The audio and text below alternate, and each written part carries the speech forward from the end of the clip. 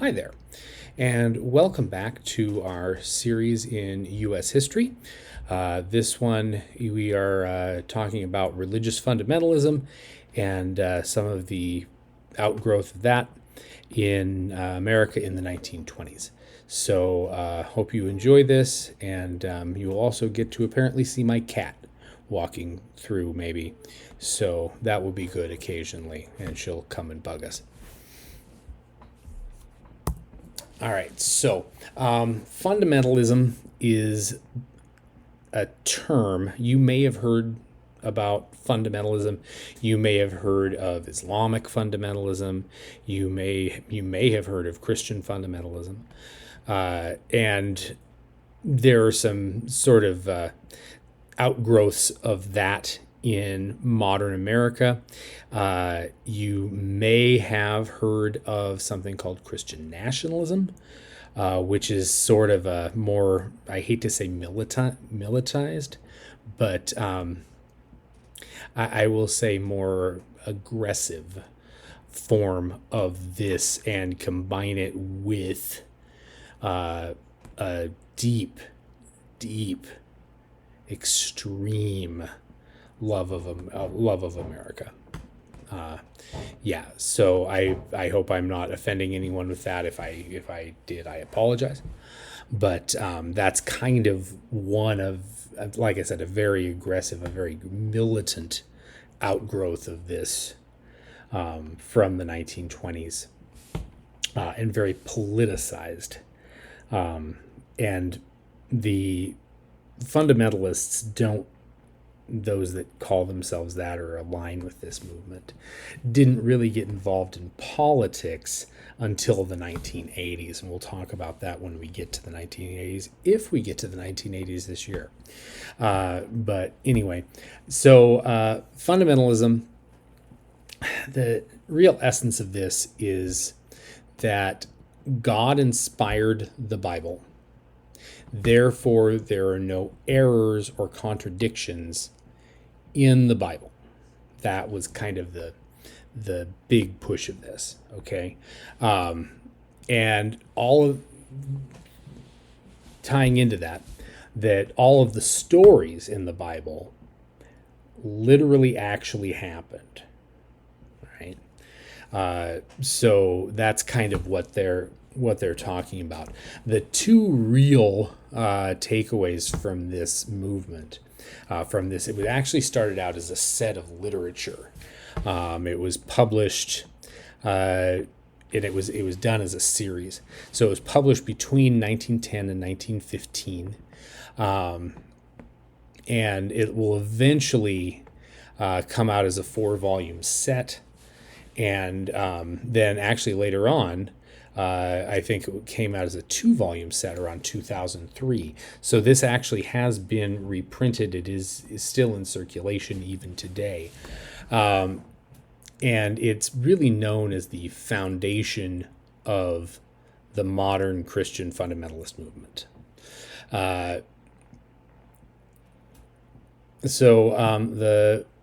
In addition to the thoughts that God inspired the Bible, and the Bible is literally true, okay, this volume also both defended the beliefs of Orthodox Protestant Christianity, and then it also attacked other forms of Christianity and other religions that they did not feel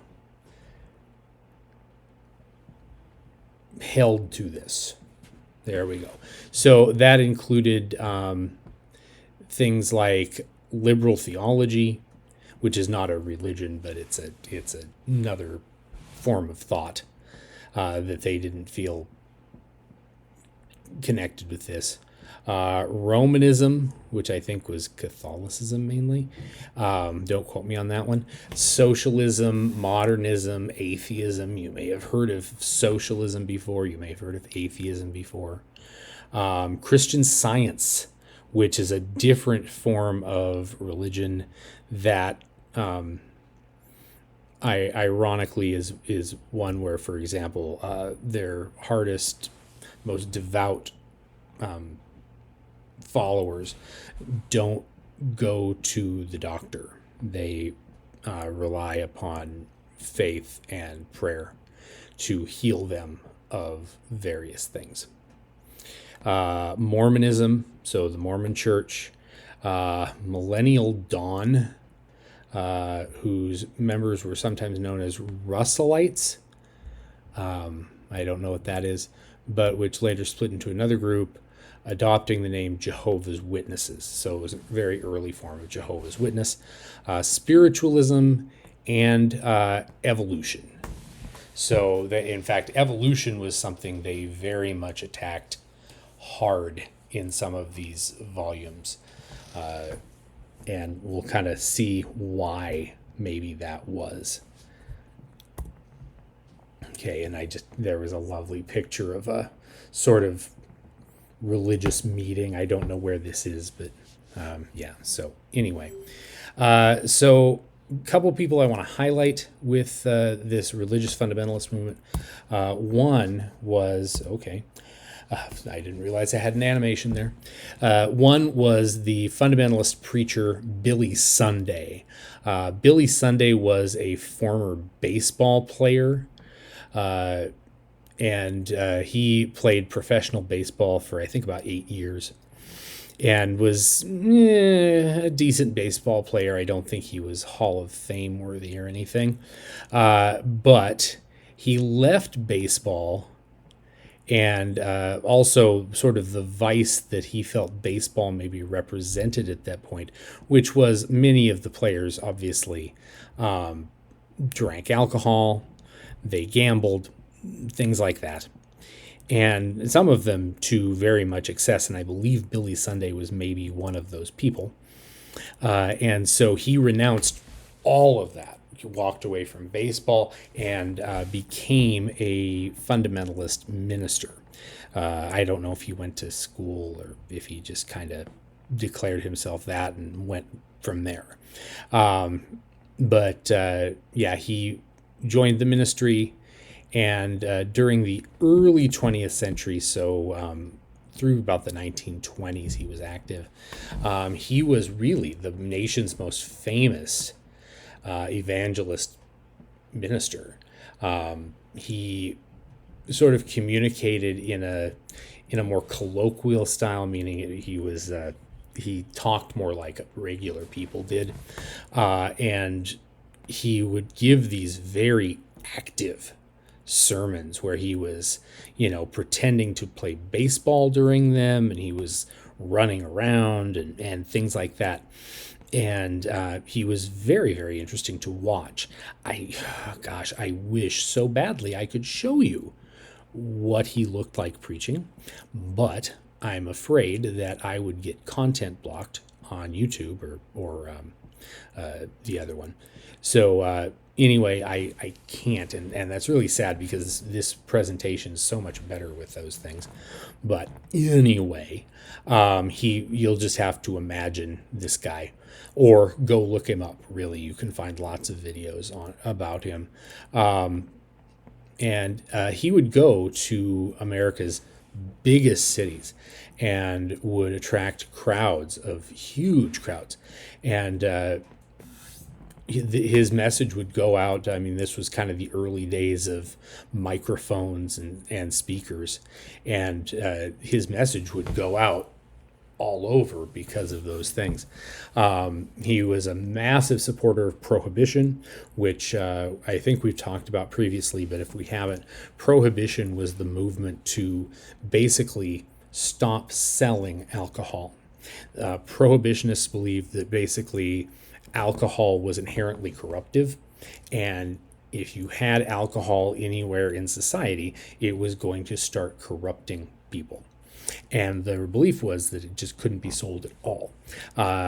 Sometimes you hear about this, and people call them temperance movement, that they are temperists. I don't know the noun of that. But the temperance movement believed that, alcohol was bad, and we should encourage people to stop drinking alcohol. And so obviously there were some more militant aspects to that than the basic. But yeah, so this was not temperance really. They were really two different movements, just kind of in the same lane. But prohibition was much more political, I guess I should say, and they get some political success, obviously, with a constitutional amendment to ban alcohol that does not last all that long. In fact, it's the only constitutional amendment, good lord, that got repealed. So yeah, but anyway, he was a very strong prohibitionist. Yeah, so he never had a real scandal around him, although there were some questions about he became quite rich from being a preacher, and but really he nothing ever stuck to him, and he remained pretty well untouched by scandal.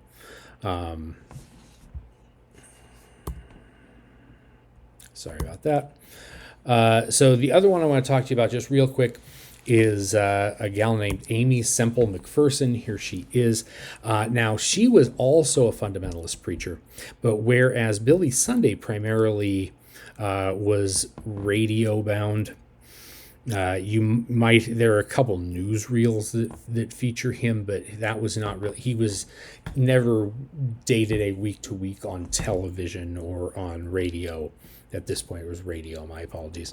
But whereas Aimee Semple McPherson very much was on the radio a lot. And so she was known as Sister Aimee or Sister. She was actually Canadian, but she became an absolute media celebrity in the 1920s and 1930s.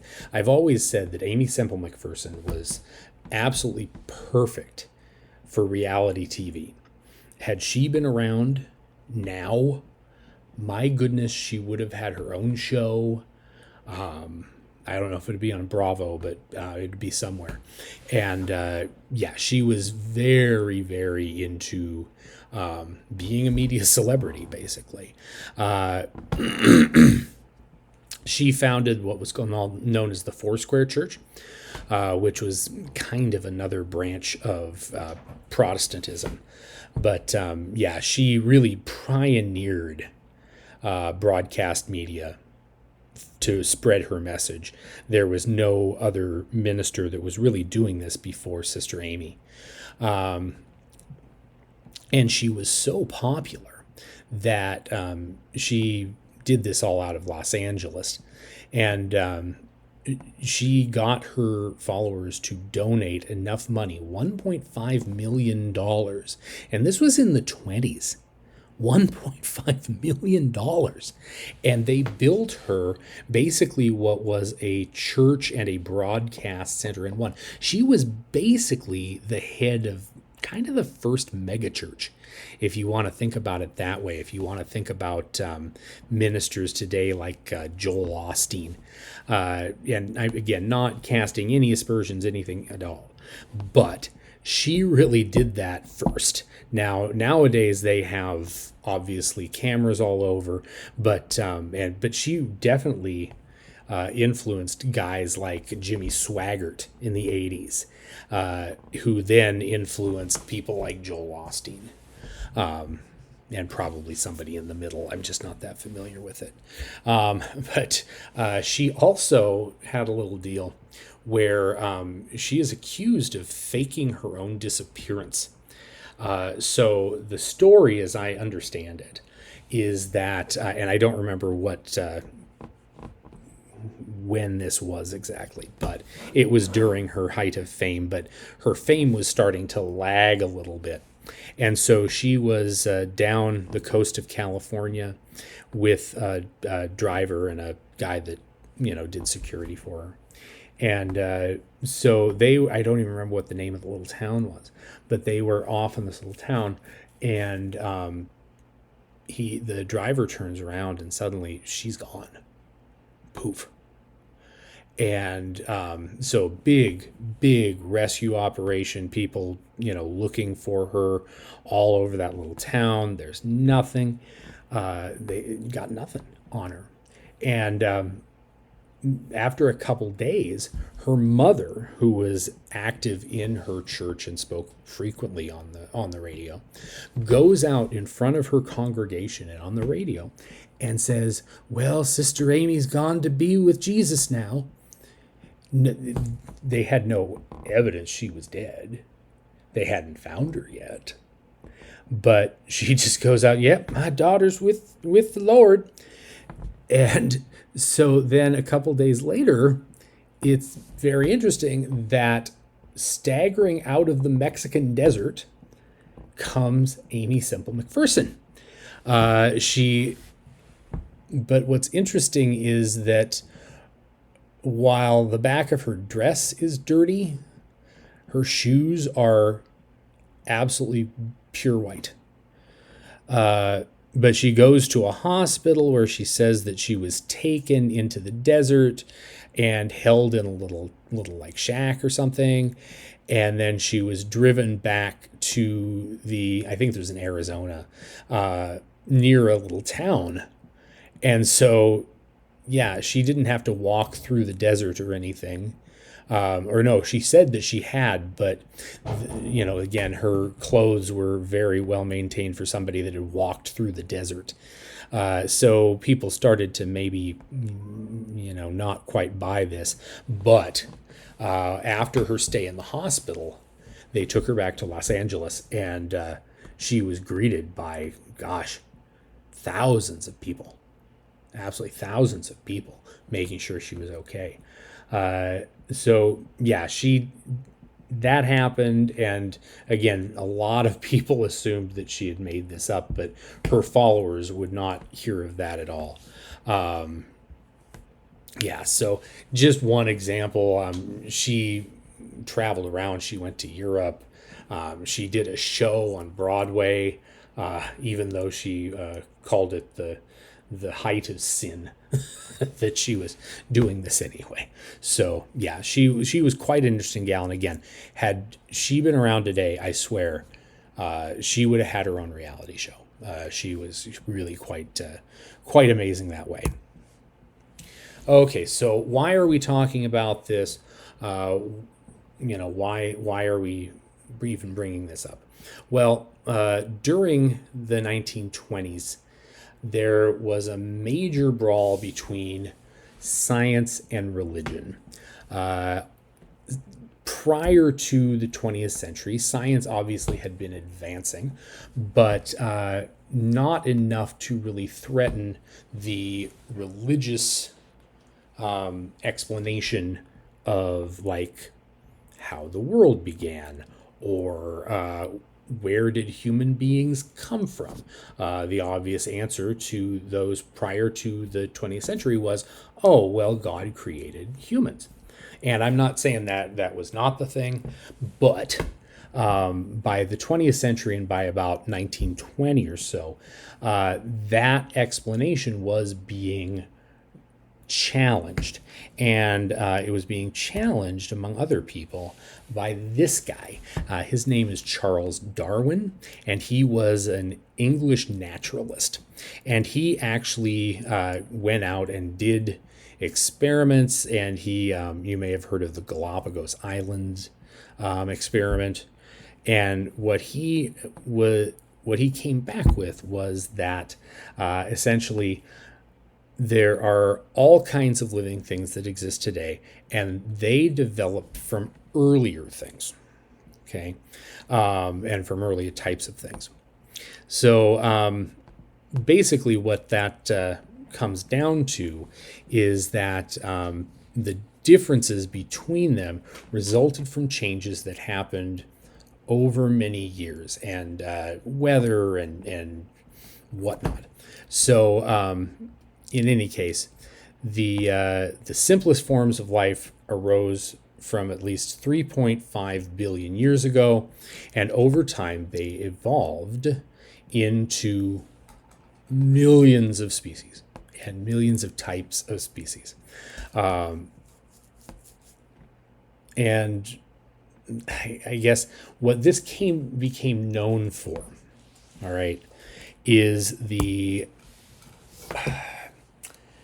thought that man evolved from monkeys, which is a greatly overstated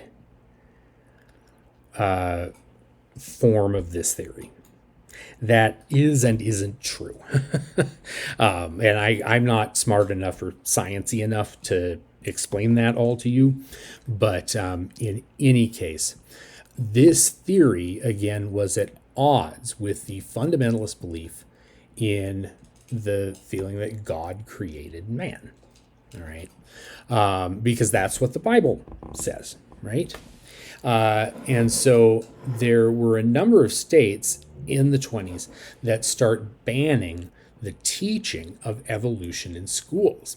They feel that it is a threat to what basically everyone previously had been taught. And so they didn't want it out there. One of these states was the state of Tennessee. And where this gets sort of almost to its head, at least in the 20s, was that there was a guy in Tennessee named John Scopes.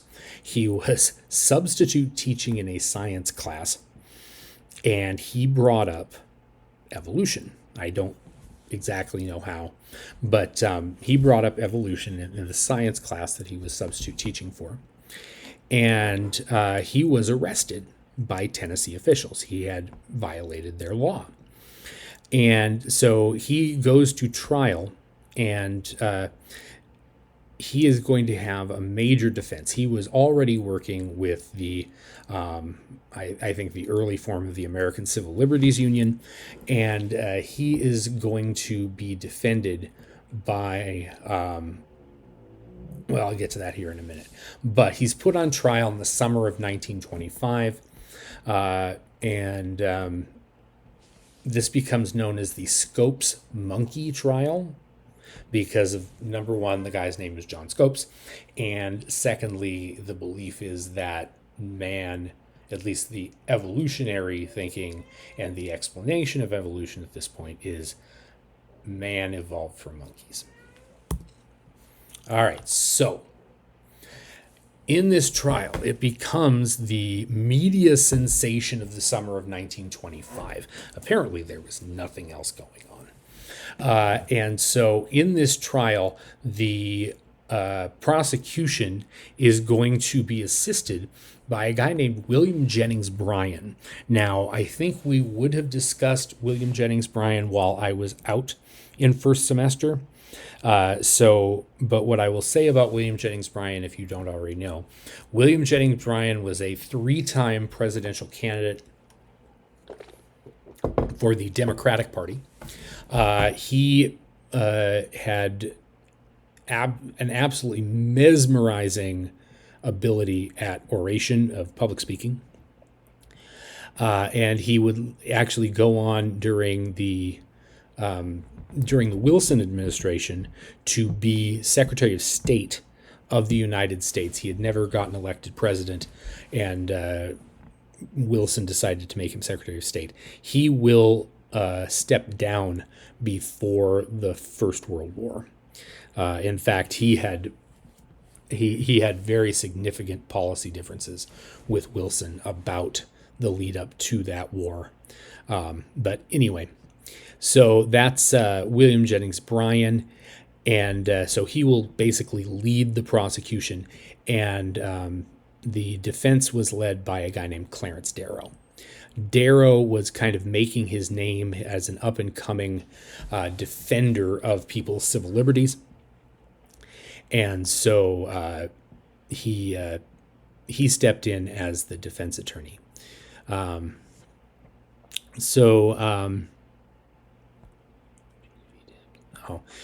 of the things that he had done, sorry, I was reading my notes, is that he was the famous defender of the Socialist Party leader, Eugene V. Debs, who had been an early labor leader. But yeah, so he was put on trial too, but we're not going to go into that. So this trial in Tennessee, in this little Tennessee town, became this huge national sensation. For one thing, there was no like television, there was no video of it. So it was basically photos like this one you'll see here. This is actually, they staged this, obviously. So on the left on hand side, that's Clarence Darrow. And on the right hand side, that is William Jennings Bryan. So one of the big things that happens in this trial is that after things are not going very well for the defense, and that it was not expected to go well. But Darrow was trying kind of a Hail Mary here. And he puts William Jennings Bryan on the stand as a religion expert. And so over a couple of days, I believe, he cross-examines Darrow. Cross-examines William Jennings Bryan, excuse me. And gets Bryan to admit that maybe not all the stories in the Bible are literally true. Maybe these were things that were sort of created to help people understand various things. And that was an absolutely huge deal, was that he had sort of said that, hey, maybe not everything here is fully true. And after the trial ended, which, by the way, Darrow was the loser in this. Scopes had to pay a fine, which will later be reversed by an appeals court, but on a technicality primarily. But William Jennings Bryan, only a few days after the trial ended, I think it was like a week or something, he keels over dead. So sort of interesting that he sort of wishy-washy on the whole fundamentalism thing, and a week after he's dead. I'm not saying there's a connection there, but it is interesting. William Jennings Bryan dead after this trial, and Scopes eventually, I don't even know if he faces I think he gets like 10 days in prison or something like that. And he has to pay it's actually, for the time, a fairly sizable fine. I think it was $100 or something like that, which back then was a sizable piece of money. Okay, so, whoops, I forgot to put in, so I will add the